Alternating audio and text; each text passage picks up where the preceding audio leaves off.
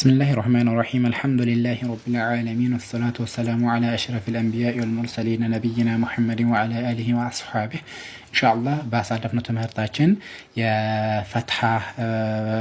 ፈትሐ ማለት ምን ማለት እንደሆነና ፊደላቶችን በፈትሐ እንዴት አድርገን ማንበብ እንደምንችል በደንብ ተነጋግረን አሳልፈናል። ዛሬ ደግሞ በፈትሐ የመጡ የሆኑ የአረብኛ ፊደላቶችን ፈትሐ ያላቸው የአረብኛ ከቁርአን ውስጥ የተወጣጡ የተለያዩ ቃላቶችን ልምምድ የምናደርግ ይሆናል። ከቁርአን የተወጣጡ የፈትሐ ንባብ መለማመጃ ያላቸው ቃላቶችን ምን ለማመድ ይሆናል በፈትሐ የተቀመጡ የአረብኛ ፊደላቶችን።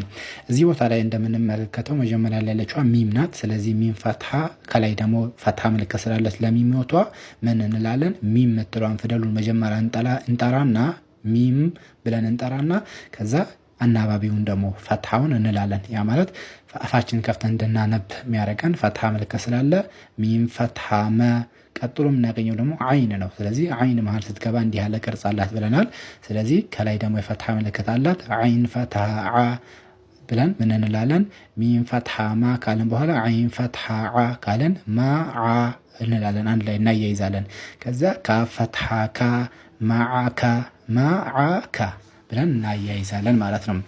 እዚህ ቦታ ላይ ደግሞ የምናገኛት ፊደል ፋ ናት። መጀመሪያ ላይ መታለች። ስለዚህ ፈትሐ ምልክት ከላይ ስላላት ፋ ፈትሐ ፋ ሁሉን ነገር በምክንያት ማድረግ ስላለብን ነው። ዝም ብለን ፋ ፈትሐ እንዲህ ማለት ለምንድን ነው ፈትሐ የተባለው? ምልክቱስ ምን አይነት ነው የሚለውን ማወቅ ስላለብን ከነ ሪዝኑም ነግራችሁ ከነ ምክንያቱም ነግራችሁ ለዚያ ነው። ስለዚህ ፋ ፈትሐ ፋ። ቀጥሎ ደግሞ የምናገኛት ቀስ ብለን ደግሞ ስናይ ባን እናገኛለን። ስለዚህ ይቺ ባ ከሆነች ከላይ የፈትሐ ምልክት ስላላት ባ ፈትሐ ባ። ስለዚህ ፈ በ ብለን እንላለን። ፈ በ እንላለን። ከዛ የምናገኛት ደግሞ አይን ነው። ስለዚህ አይን ፈትሐ ዓ ፈ በዓ ብለን እንላለን። ከዚያ አሁን ቀጥሎ የምናገኛት መጨረሻ ላይ መጣችዋ ሰ ናት። ስለዚህ ሳ ፈትሐ ሳ። አንድ ላይ ደግሞ ፈበዓሳ ፈበዓሳ ብለን እናያይዛለን ማለት ነው። እዚህ ቦታ ላይ የምናገኛት ሺ ናት። ስለዚህ ከላይ ፈትሐ አላት። ስለዚህ ሸ እንላለን። ከዛ በመቀጠል ደግሞ ጂም ነው የምናገኘው። ጂም ደግሞ ፈትሐ ምልክት ከላይ ያለው ጀ እንላለን። ስለዚህ ሸ ጀ እንላለን። ከዛ መቀጠል ደግሞ የምናገኘው ፊደል ሯ ነው። ስለዚህ ሸ ጀ ሯ ብለን እንላለን። ከዛ ይህችኛዋ ደግሞ ታ ናት። ታ መጨረሻ ላይ ስትመጣ ከማይቀጥልባቸው ፊደላቶች ጋር ሆና ብቻውን የመጣችው ይህችኛዋ ታኡል አልመርቡጣ ትባላለች። ክብ የሆነችዋ ታ ትባላለች። ይህችኛዋ ታ አታኡል መርቡጣ ትባላለች። በዚህ ልንገራችሁ፣ ታ ሁለት አይነት ቅርጽ አላት። አንደኛይቷ ታ እንዲህ ዝርግት ብላ ሁለት ነጥብ ያላት ናት። አንደኛይቷ ታ እንዲህ ክብ ሆና ዜሮ አይነት ምልክት ኖሯት ከላይ ሁለት ነጥብ ያላት ናት። ስለዚህ ይህችኛዋ ታ አታኡል መርቡጣ ትባላለች። የተጠቀለለችዋ ክብ የሆነችዋ ታ ትባላለች። ያችኛዋ ደግሞ ክፍት የሆነችዋ አታኡል መብሱጣ ክፍት የሆነችዋ ታ ትባላለች።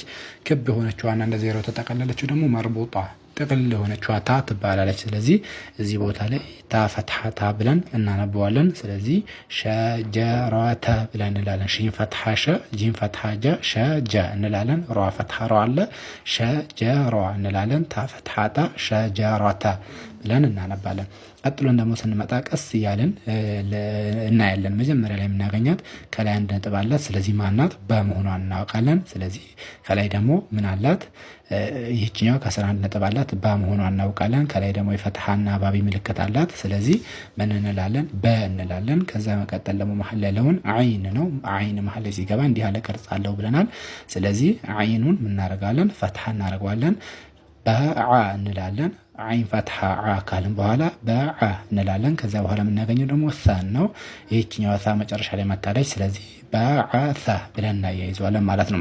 በመቀጠል ደግሞ እዚህ ቦታ ላይ የምናገኛት ዷድ ናት። መጀመሪያ ላይ መታለች። ስለዚህ አናባቢዋ ደግሞ ከላይ ያለው ፈትሐ ነው። ስለዚህ ዷ እንላለን። እናወፍረዋለን። ዳ ሳይሆን ዷ ብለን ወፈር እናደርገዋለን። በመቀጠል ደግሞ ያለችዋ ይችኛዋ ሯ ስለሆነች ሯይቷ አናባቢዋ ከላይ እንደምናየው ፈትሐ ስለሆነ ረ እንላለን። ስለዚህ ራ እንላለን። ቀጥሎ ደግሞ የምናገኛት ባ ናት። ስለዚህ ዶረበ ባይቷ ባፈትሐ ባ ዶረበ ዷ ፈትሐ ዷ ብለን ሯ ፈትሐ ሯ ዶራ ከዚያ ባፈትሐ ባ ዶረበ ብለን አንድ ላይ አያይዘን በዚህ መልኩ እናነበዋለን ማለት ነው። መርሐባ። በመቀጠል ደግሞ እዚህ ቦታ ላይ የምናገኛት መጀመሪያ ላይ ጂም ናት። ስለዚህ አናባቢዋ ፈትሃ ነው ከላይ ያለው። ስለዚህ ጀ እንላለን። ከዚያ በኋላ የምናገኛት ሀ ናት። አናባቢው ፈትሃ ነው። ጀ ሀ ራ እንላለን።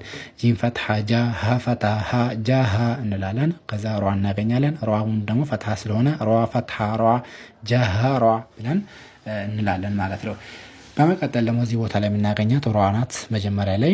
ስለዚህ ሯይቷ ፈትሃ ነው። ስለዚህ ሯ ፈትሃ ሯ። በመቀጠል ደግሞ ፋን ነው የምናገኘው። ፋ ፈትሃ ፋ ሯ ፋ እንላለን። ይችኛው ደግሞ ሳ ስለሆነች ሳ ፈትሃ ሳ እንልና ሯ ፈ እንላለን። በመቀጠል ደግሞ ዋው ናት እዚህ ቦታ ላይ የምናገኛት ፈትሃ ነው አናባቢዋ። ሁሉም በቃ አናባቢያቸው ከላይ ፈትሃ ስለሆነ ባልናገረው ምንም ችግር የለውም። ስለዚህ ዋው ፈትሃ ዋ ጂም ፈትሃ ጃ ወጀ እንላለን። ዳል ፈትሃ ዳ ወጀዳ እንላለን። ይህችኛውም ደግሞ ጂም ናት መጀመሪያ ላይ ያለችው። ጂም ፈትሃ ጃ ጃ እንልና ከዛ በኋላ አይን ፈትሃ ዓ ጃዓ ላም ፈትሃ ላ ጃዓላ እንላለን። ይህችኛው ደግሞ ዋው ናት።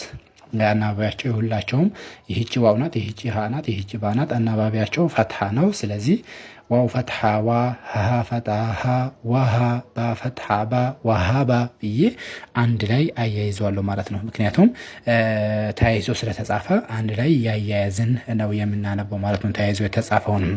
በመቀጠል ደግሞ እዚህ ቦታ ላይ የምናገኛት ሀን ነው። ስለዚህ ሀ ፈትሃ ሀ ላም ፈትሃ ላ ሀላ ካፍ ፈትሃ ካ ሀላ ካ እንላለን። ከዛ እዚህ ቦታ ላይ የምናገኛት ሀ ናት። ደመቅ አድርገን ነው የምንላት። ከዛ ዷድ ከዛ ሯ። አናባቢያቸው ደግሞ ፈትሃ ፈትሃ ነው። ስለዚህ ሀ ፈትሃ ሀ ዷድ ፈትሃ ዷ ሀ ዷ ሯ ፈትሃ ሯ ሀ ዷራ እንላለን። በመቀጠል ኳ ላምና ቋፍ እናገኛለን። ሁላቸውም ፈትሃ ናቸው። ኳ ፈትሃ ኳ ላም ፈትሃ ላ ኳላ ቋፍ ፈትሃ ቋ ኳላቃ እንላለን። ዋው ፈትሃ ዋውና አይን ዳልን ሶስቶቹ እናገኛለን። ከዚያ በኋላ ፈትሃ ነው ሐረካቸው። ስለዚህ ዋው ፈትሃ ዋ አይን ፈትሃ አ ዋዓ ዳል ፈትሃ ዳ ዋዓዳ እንላለን ማለት ነው። እዚህ ቦታ ላይ ዋውና ሐምዛን ኳ እና ዛል እናገኛለን። ሁላቸውም ደግሞ አናባቢያቸው ፈትሃ ስለሆነ ዋው ፈትሃ ዋ ሐምዛ ፈትሃ አ ዋአ ኳ ፈትሃ ኳ ወአኻ ዛል ፈትሃ ዛ ወአኸዛ ብለን እናነባለን ማለት ነው። ፊደላቶቹን መጀመሪያ በደንብ ለዩዋቸው። ከዚያ መቀጠል አናባቢያቸውን አይታችሁ ከዛ ማንበብ ነው ማለት ነው። ለዛሬ እዚህ ላይ በቃናል። ሀዛ ወሰለላሁ ወሰለም ዐላ ነቢይና ሙሐመድን ወዐላ አሊሂ ወአስሐቢሂ